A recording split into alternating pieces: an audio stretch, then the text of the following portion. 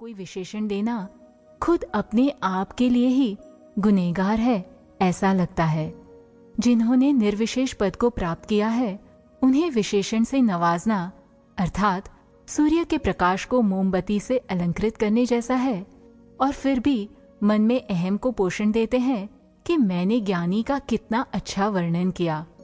इसे क्या कहना, क्या करना। ज्ञानी की प्रत्येक बात मौलिक होती है।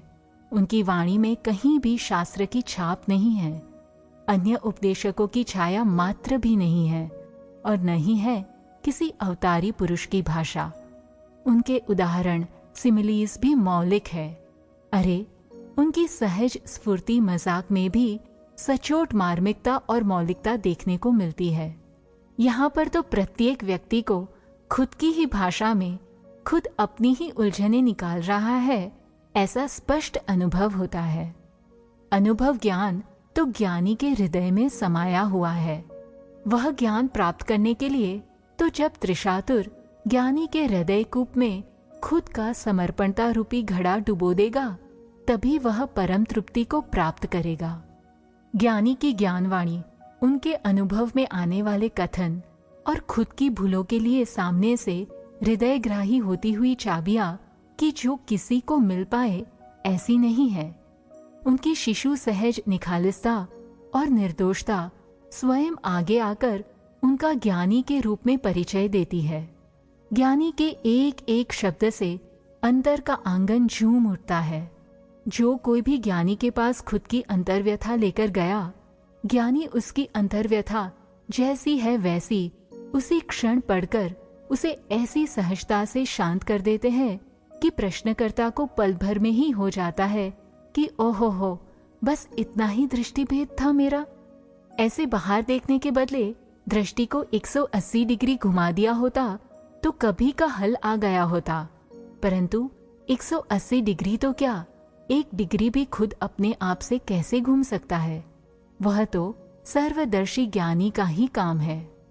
आत्मविज्ञान जहाँ संपूर्ण रूप से प्रकट हुआ है, जहाँ हमारी अनंत काल की आत्मखोज को विराम मिल सकता है, वहाँ पर उस मौके को चूक कर फिर से अनंत भटकन भोगे वह तो कहीं पुसाता होगा।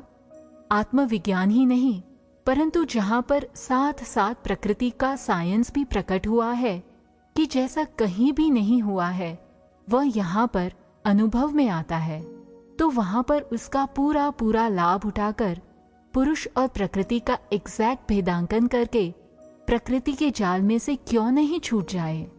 इस प्राकृत शिकंजे से कब तक तपते रहेंगे।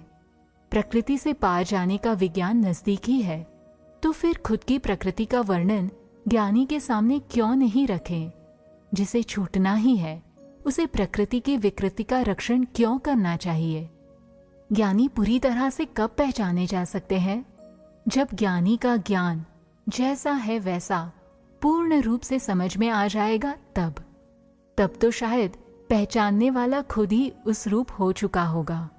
ऐसे ज्ञान के धर्ता ज्ञानी को जगत समझे, पाए और अहोभाव में आकंठ डूब जाए, तब संसार का स्वरूप समझ में आएगा और उसमें असंगतता अनुभव में आएगी। वितरागों की वाणी की विशालता को कागज की सीमा में सीमित करने में उद्भव हुई क्षतियां वे संकलन की ही है, जिसके लिए क्षमा प्रार्थना।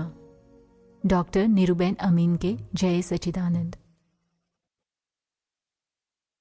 दादा भगवान प्ररूपित पुस्तक आप्तवाणी श्रेणी 6। प्रतिष्ठा का पुतला। मैं चंदू भाई हूं, यह मैंने किया, वह मैंने किया, ऐसी प्रतिष्ठा की कि तुरंत ही फिर से नई मूर्ति खड़ी हो जाती है और वह मूर्ति फिर फल देती है। जिस प्रकार हम पत्थर की मूर्ति में प्रतिष्ठा करें और वह फल देने लग जाती है, उसी प्रकार हम यह प्रतिष्ठा खड़ी करते हैं। जिस रूप से प्रतिष्ठा करते हैं उसी रूप का प्रतिष्ठित आत्मा बनता है। यह पुराना प्रतिष्ठित आत्मा नई प्रतिष्ठा खड़ी करता है। आज जो चंदू भाई है वह पूरा ही पुराना प्रतिष्ठित आत्मा है। वह फिर वापस प्रतिष्ठा करता रहता है कि मैं चंदू भाई हूं, मैं इसका मामा हूं।